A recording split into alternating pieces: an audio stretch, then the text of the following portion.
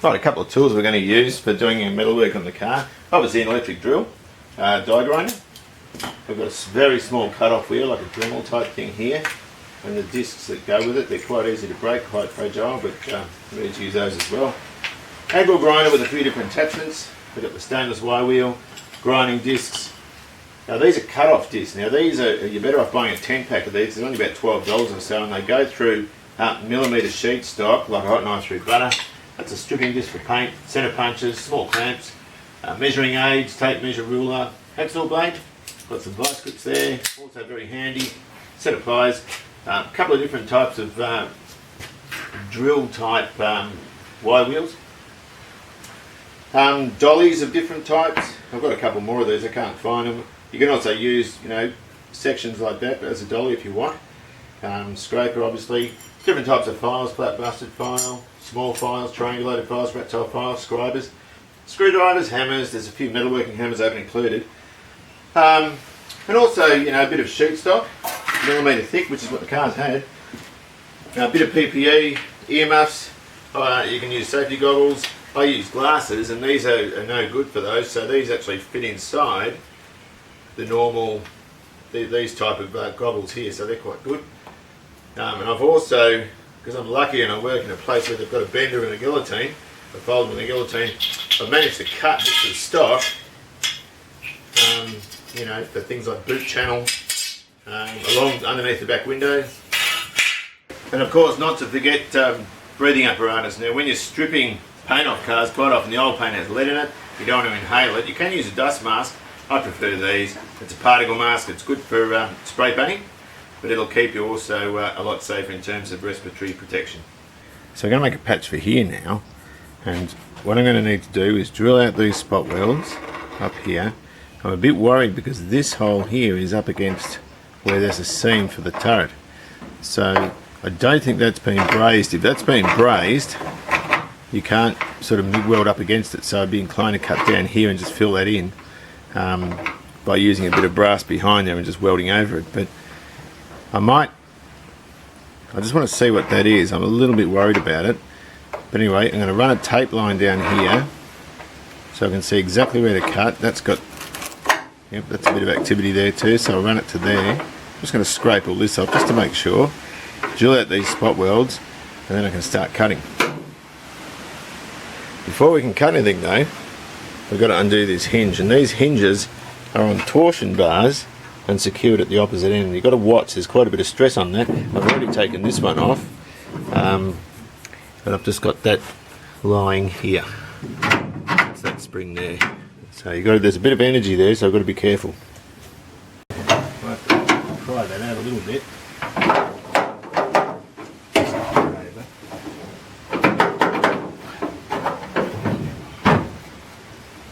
Pull it out.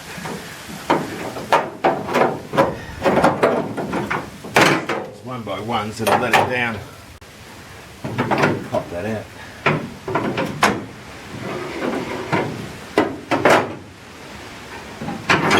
Oh, there we are. Good.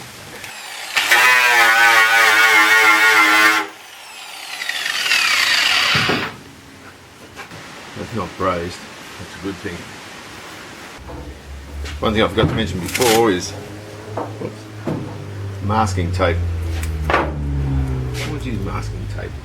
Now I don't want to take too much off here. I'm going to cut it, say there. And that looks pretty good. I might even cut across there. Oh no, I can leave it. That'll be alright.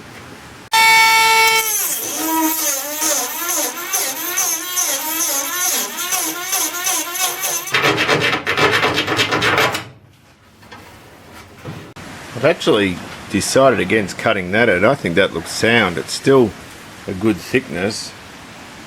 So I might cut on this inside edge first, along there, the outside and the inside, and just take that out there.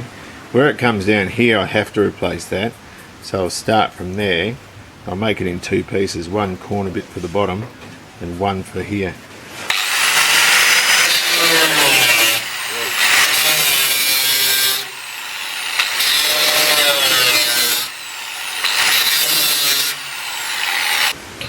The moment you turn a camera on, you make a mistake.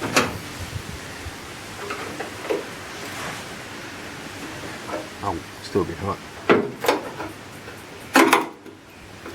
Oh. Good thing about this is it's nice and thick all the way around.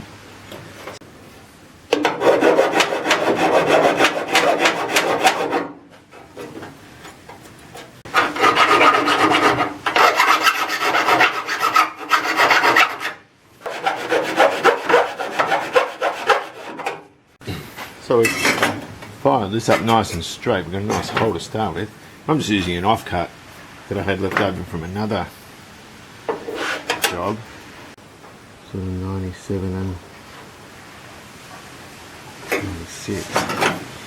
So I'll cut it a bit bigger.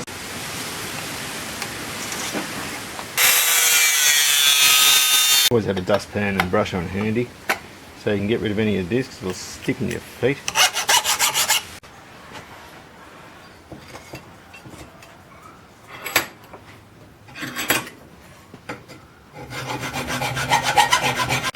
You want to have it as low as you can in the vise so it doesn't squeal. Just wish I had a decent vise.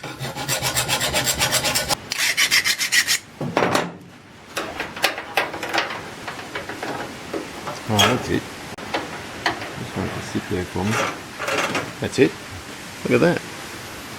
Also page just to go across here with a ruler just to make sure it's not sitting too proud. But that's about it. Just going to weld it around and Bob's your uncle. Angle grinder's decided it's not feeling too well. It would intermittently run off the switch and found the points in the switch are dirty where they sort of contact. I hope I can fix it. I need this like a fart in a spacesuit. I've just got a piece of wet and dry on a screwdriver. Try and clean these points up. Give that a go.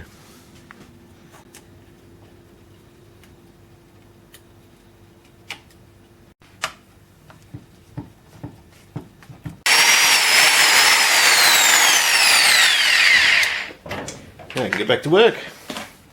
Been drilling all the floors, every 30mm, ready for plug welding, and it is a pain in the ass. And I know that, I'm still doing it. I pre-drilled them, it's a bit easy to go through after, but after all these holes,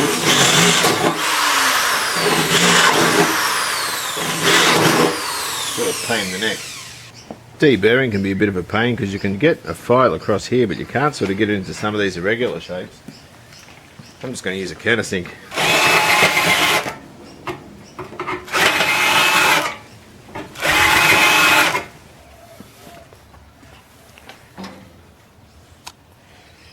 So it looks like a bloody quilt, this car. Metalwork down there. I'll put a patch in here. One there and one up there, and these ones here, and one there, all ready to be put in, one there, another one there and there. These channels are excellent, of course those ones there. There's also a little one up there. So, lots of work. Slowly stripping the car. I've done this sort of mechanically down here, and you can see there's a few things now that they can actually be filled with weld with a bit of brass behind them, but I'm thinking of cutting this whole thing. There's a plate that's been put in, it hasn't been put in that well because there's about 3/8 of an inch of gap there, so there was a lot of filler in this area here and it's not really how I want to do it. There's a couple of little rust issues behind, so I reckon I might have to cut this out and put a patch in, and that way when I cut that out I can get behind it and start making patches for there. I reckon that was the same bloke that did this handy repair here. I've V'd that out, I've got to push this back. Well, sorry, he had that part there square with the front like that, which is wrong. This has to be pushed back, that has to be at right angle there, so it's got to go back about 1/2 inch or so. Now, stripping paint can be done a couple of ways. It can be done mechanically, which you can use a wire brush, which isn't much good really. This is a paint stripping disc, and you can see that it fills in. It gets very hot. There's a lot of friction there. It gets very, very hot. And acrylic paint tends to turn like chewy when it gets warm. That's not ideal because you don't want too much heat in the panel. You don't want to warp it. The other way is to use a chemical stripper, but chemical strippers have a way of getting into nooks and crannies and you can't get it out. And I'm a bit loath to do that here, where it's all sort of, not paint on it, but it's all pitted. I don't want to put a chemical stripper on that because I reckon it'll come to bite me on the bum later. So I've been doing it with my buff actually, and sanding discs, and I've been doing sort of little bits at a time. Now all these little divots are low spots where the car was caught in a hailstorm. So there's a lot more work to do up here. But the gentleman that owned it before me, I spoke to him and he sort of laughed about it because they were all inside watching the car get bombarded with ping pong size hailstones, and they sort of couldn't do anything about it. Well, this really is the shittest job. This scaly stuff, this surface rust, you can see sort of along there, you get a, I don't know if you can see this with the camera, it sort of sits on top. Now the problem is when you go to grind that off, that's hit my funny bone. When you go to grind it off with one of these, they'll bite in and then they're blunt after you've done about a square inch, and they just sort of skate over the top. And the only way I can think to get it off, the only way I've been successful so far, oh geez, I'm not going well. You can see how stained the metal is, but it sort of sits on top. It's horrible stuff. Basically, you can see, got to get right into it. This seems safer because it's not getting the metal warm. But when you do it, I'll just do a little bit for now. You've got to get rid of all the dark stuff, and you sort of get left with this stained metal. Now there's fresh metal, there's stained metal. Now this has to all be treated. Got tiny little pock marks in it. Now I'm not sure putting a 2-pack etch straight on that is the way to go. I've got to knock all these little dents out. There's big ones and little ones, all sorts of dents on this thing. It's all over the place. But I need to, before I fill it and straighten it, then fill it, it needs to be all edge primed, then filled, then edged again, and then it can be painted. But there's a bloke online that has sort of a vinegar and water solution. He wipes that on. A lot of people say that the rust converters you put on are sort of BS, if you know what I mean, and don't do much. So I'm going to take this under advisement, but it is fairly clean in that I'm getting rid of all that build up. It's just taken hours and hours and hours of work to do. This really sucks, but you want the job done properly. It's the only way to do it, really.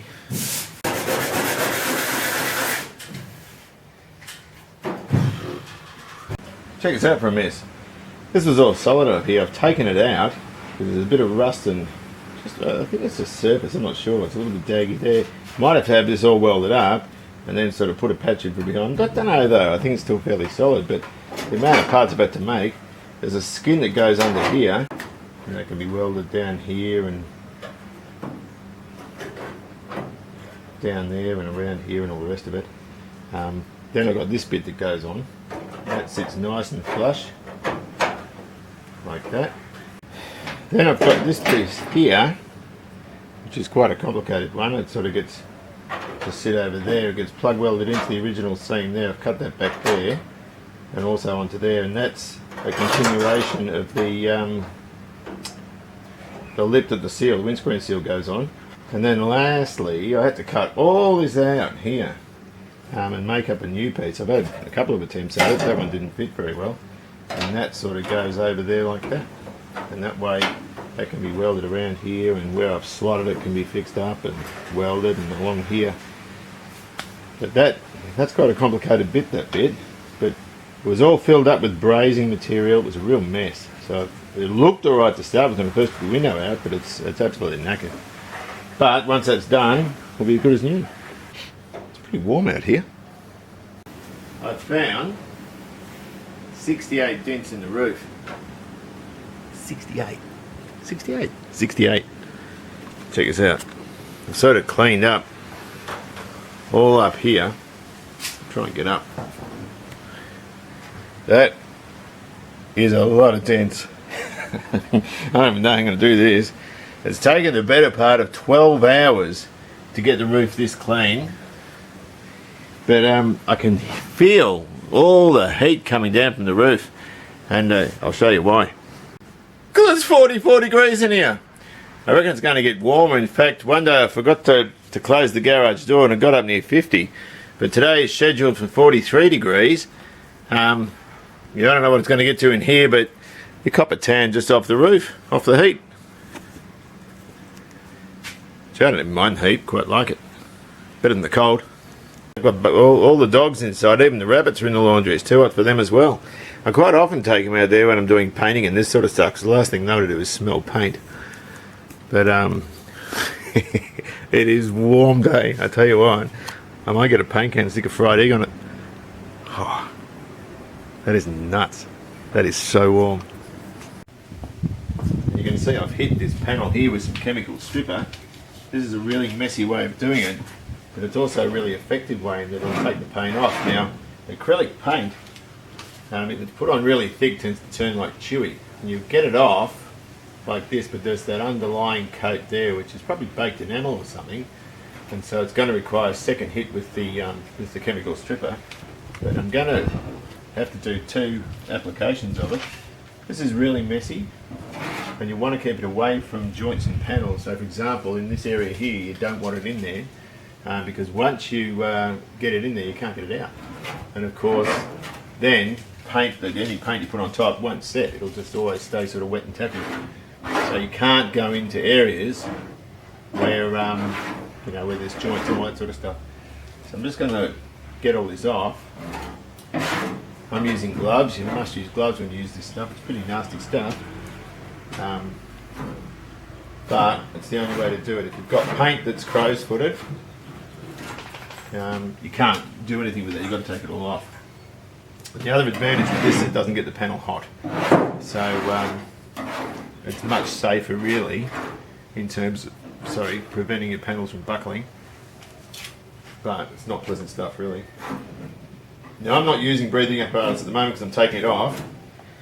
When you first put it on, you must use breathing apparatus because it's a really caustic sort of smell and it's not good for you. And the other thing, Cleo, and of course the other thing is if you get it on filler, it won't get rid of filler, but it'll sort of sink into it. So once you've got it on filler, you can't use that filler, it's all going to be taken off. You can heat filler up and get with a torch and get it off, but again, I'm a bit loath to do that because I don't want to buckle any panels or cause any unnecessary damage that I have to repair later. So you can see it's still not done. We've got some areas of bare metal, but we've still got stacks of paint here, lots of spray putty type stuff around here and more paint to get off. So we'll give it another hit. One thing I did forget to mention was that you can actually lay glad wrap over it. You can slap the stuff on, you need it quite thick, put glad wrap on and that'll actually help it attack the paint. But I went in the kitchen before to get glad wrap and got kicked out pretty quickly, so I'm just going to use it without.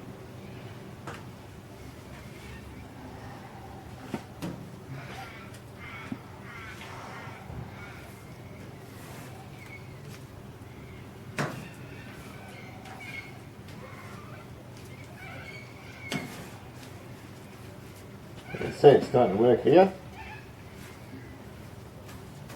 And that's what you want. Now it should work better on the second coat because it's got less work to do. And this is exactly how we want it to look. It's a horrible, nasty look, but you can't put new paint on old paint if it's not stable, and of course this was a real mess. And of course when you're restoring cars like this, or any car for that matter, they have to look a lot worse before they look a lot better. Now these areas in here, I'm going to do with a wire brush on a drill or an angle grinder. I've got to buy a new one actually, the other one's gone bald. And I might have to work in this area here. There's a lot of spray putty and it's having a little bit of trouble. These areas here, of course, look like they're pretty much cooked. And there's beautiful fresh metal under there. And I haven't had to grind it or rub it or anything. It's taken it off. Now before any sort of preparation is done really, this stripper will leave a waxy sort of finish, so you can't paint, you can't do anything with it like that. You have to clean all your metal up properly with wax and grease remover, and just make sure there's no skerrick of it in any areas where it can cause trouble, or where it can sit dormant until you put top coat on. Check out this, it's sort of sliding down under the weight of itself. It's a friggin' disgusting look, isn't it? Not nice at all. Still, that's what we want. We want it to do its job. So there it is, almost done. Still have to do a few edges down here, all this sort of stuff. But you can't leave this in bare metal too long. In fact, it'll rust before your very eyes. And you can see on the roof, I mean, it's all dusty now. But I've just put a very, very water-thin coat of etch primer on. Just as I have on this side. I've already stripped this one here. And that'll protect it so we can sort of touch it and do what we need to do without it corroding. And tomorrow I'm really excited because my wonderful friend Michael's coming around to help me with the with all the patches. So unfortunately it looks very similar to last time, or the last video we did. And the worst part is about this car, it owes me $15,000 the way you see it there. And of course that's not just the shell, of course that's the motor and all the parts I've bought for it. It's lots and lots of parts I've bought for it which I can't put on now. That'll all happen as time permits. See you later.